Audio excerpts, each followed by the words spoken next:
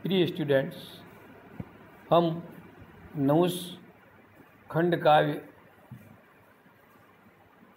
मैथिली शरण गुप्त द्वारा रचित उसके उर्वशी सर्ग को आगे बढ़ते हुए पढ़ते हैं। नहुष और उर्वशी के बीच में वार्तालाप चल रहा है। नहुष चाहता है कि उसके स्वर्ग के राजा बनने पर उसके उसके मृत्यु लोक के धरती के लोगों को भी कोई न कोई फ़ायदा तो पहुंचना चाहिए, और यही वार्तालाप दोनों के बीच में चल रहा है। और उर्वशी समझा रही है नहुष को। वो हमने देखा कि उर्वशी क्या कह, पाएंगे बिना प्रयास लोग खाने पीने को, फिर क्यों बहाएंगे वे श्रम के पसीने को।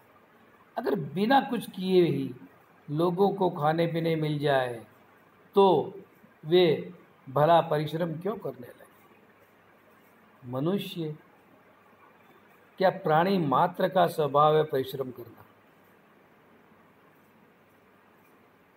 ये मत समझना कि मनुष्य ही परिश्रम करता है। अपने खाने के लिए हर प्राणी परिश्रम करता है। दाना पक्षी पशु दाना चारा चुगने के लिए परिश्रम करते ही हैं, इधर उधर जाते हैं, घूमते हैं। होंगे कर्मण्य, उन्हें क्या क्या नहीं सूझेगा। वे अकर्मण्य हो जाएंगे, बेकार हो जाएंगे, और फालतू दिमाग, खाली दिमाग शैतान का घर। तो फालतू बैठे रहेंगे तो उन्हें तरह तरह की बातें सूझेगी। जितनी भी ये समाज के अंदर जितनी भी मतलब जो भी सामाजिक समरसता को भंग करने वाली बातें होती है, ये सब फालतू लोगों की लिए, जिनके पास कोई काम नहीं है, बैठे बैठे ऐसी बातें करते रहते हैं। वही बात है कि क्या क्या नहीं उन्हें सूझेगा। कोई कुछ मानेगा न जानेगा न बूझेगा, कोई किसी की कोई बात नहीं मानेगा, न जानने की इच्छा रखेगा और न उसे समझना चाहेगा। मान्य विबुधों को भी यथार्थ मनुष्यत्व है। अरे बड़े बड़े विद्वान भी मनुष्यत्व को यथार्थ रूप में मान्य करते हैं कि मनुष्यता या मानवता उन्हें भी मान्य है। एक पौराणिक मिथक के अनुसार सुर असुर और मानव तीन जात की प्रजाति, यक्ष गंधर्व किन्नर भी हैं, पर वे अर्ध देवों में आ जाते हैं, सुरों में। तो मनुष्य ही ऐसा है जो इस संसार का, इन तीनों लोगों का केंद्र है। ऐसा पौराणिक या स्मृति संहिता आदि में लिखा गया है। मान्य विबुधों को भी यथार्थ मनुष्यत्व है। विद्वानों को भी यथार्थ मनुष्यत्व ही मान्य है। उसमें परम तप त्याग तथा तत्व है। उसमें परम तप, श्रेष्ठ तप, त्याग और तत्व समाये हुए हैं। यानी वो बहुत सब कुछ कर सकता है। मनुष्य जो कुछ भी है जहाँ भी, सो उसी की हाथ है। जो कुछ जहाँ भी है वह उसे पा सकता है। उसी के हाथ है, मतलब उसके हाथ में नहीं है, उसे पा सकता है अपने हाथों को बढ़ाकर। हाथों मतलब परिश्रम भी हाथों को बढ़ाकर पा सकता है।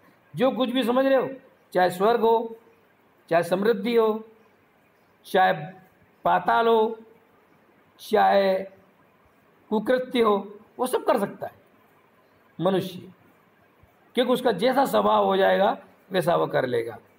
जबकि देवताओं से ये अपेक्षा नहीं की जा सकती और न दैत्यों से अच्छाई की अपेक्षा रखी जा सकती है, पर मनुष्य से हर तरह की अपेक्षा की जा सकती है। देखिए, उसी से आज स्वर्ग भी सनाते। अब आपको भला और उदाहरण क्या दूं, आप ही देख लो। उसी मनुष्य जाति के व्यक्ति आपसे स्वर्ग भी क्या है, सनात है, यानी स्वर्ग के राजा आप बने हुए हो।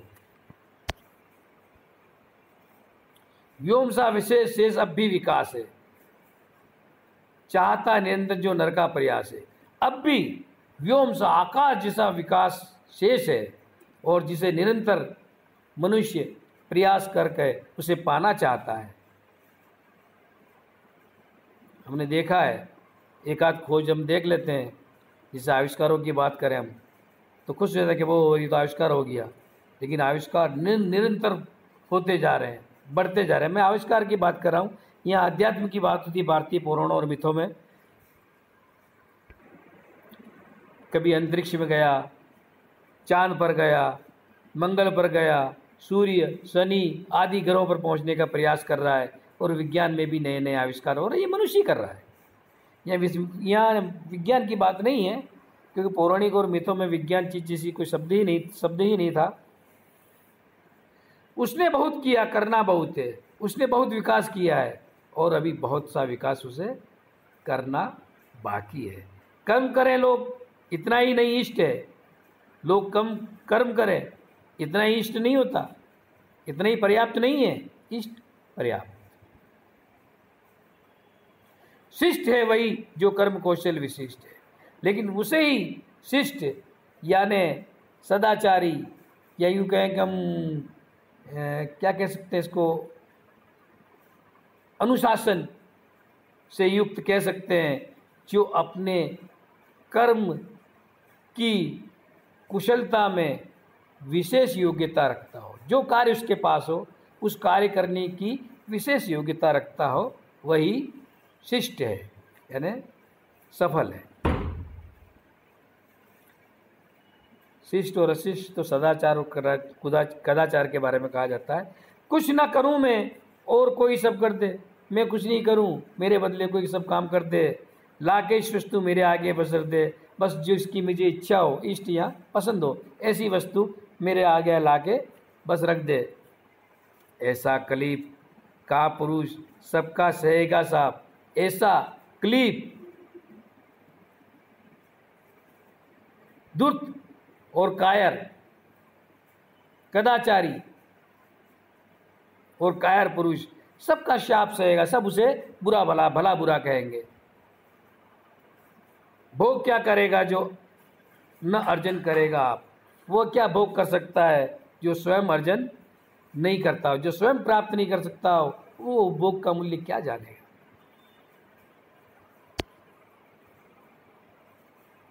जीत तो उन्हीं की प्राणपण जो लगाएंगे।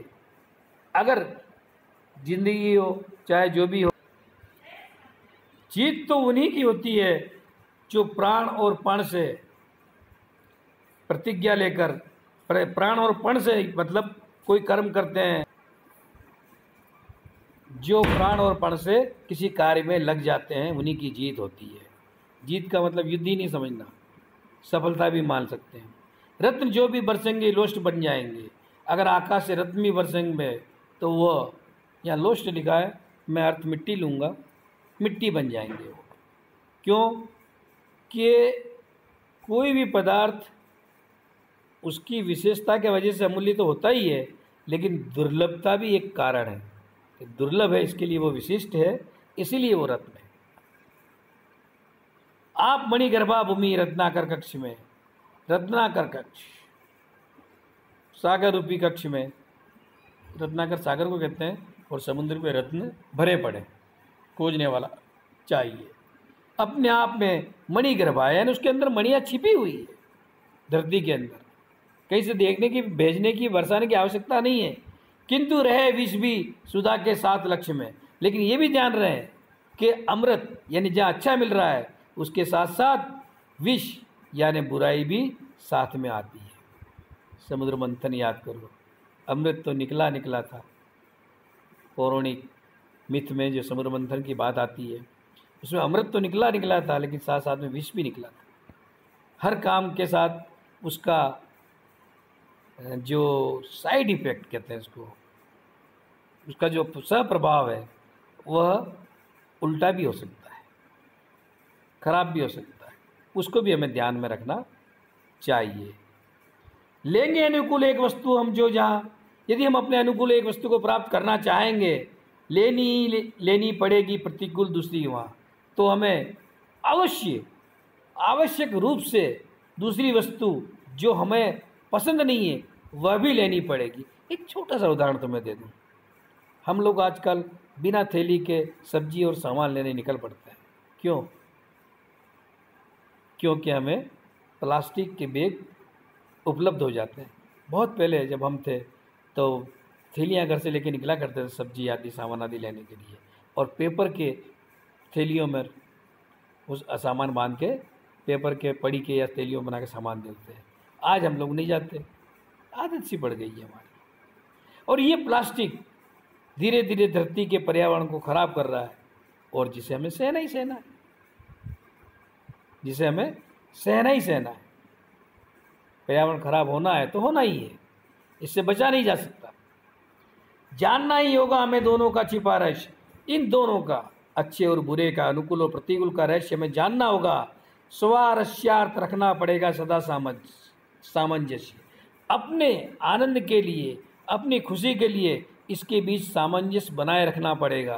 क्यों कि हमने सुना था, 10वीं तक तुम लोगों ने विज्ञान पढ़ा है, तुमने देखा है कि फ्रीज वगैरह जो एसी वगैरह जो ये हैं अभी चल रहे हैं, इनके अंदर से निकलने वाला CFC क्लोरोफ्लोरोकार्बन ओजोन परत में छेद कर रहा है, और जिससे क्या हो रहा है, लोगों में चर्म रोग हो रहे हैं। लेकिन जब एसी और फ्रिज का आनंद लेना है तो चर्म रोग का आनंद भी हमें, या चर्म रोग की पीड़ा भी हमें भोगनी पड़ेगी। जिससे प्रबंध न हो आवश्यक छाया का, चेतन कहाँ है उस जड़जन काया का, जिससे आवश्यक छाया करने के लिए जो प्रबंध भी नहीं कर सके, एक आध बल्लियाँ गाड़ के ऊपर कुछ घास फूस बिछा के टाट टप्पर डाल के अपनी छाया जितना प्रयत्न कर सके, या वृक्षारोपण करके ही छाया का प्रयत्न कर ले, वह आदमी चेतन कहाँ कहलाएगा। उस जड़ जन काया का मतलब ऐसी जड़ और निर्जीव शरीर को का चेतन कहाँ गया, उसके चेतनता कहाँ है, उसके प्राण तत्व कहाँ गए, चलना फिरना कार्य करना कहाँ गया उसका, क्या करेगा फिर उसका वो जो उसके अंदर चेतनता है। सूर्य ही उगे क्यों मेघ जो छाया करे, जब मेघ से छाया ही करवानी है हमें तो सूर्य को उगना ही बंद करा दे भाई, सूर्य तो निकल ही मत। पौराणिक मिथ के अनुसार सूर्य रोज सुबह निकलता है अपने घोड़ों पर सवार होकर, रथ पर सवार होकर। हमने पढ़ा था झांसी के पद्मावत में कि सियलगढ़ को से बचकर निकलते हैं सूर्य और चंद्र के घोड़े रथ, कहीं टूट न जाए। कीवा वे जिए ही क्यों मरे सो जो जिया करें, अथवा वे जिए ही क्यों, कौन, मनुष्य जो मरे से यानी मृत्यु के समान जीते हैं, यानी जो अपने जीवन को मृत्यु के समान जीता है, ऐसे व्यक्ति को जीना ही नहीं चाहिए, जीने का उसे कोई अधिकार नहीं है।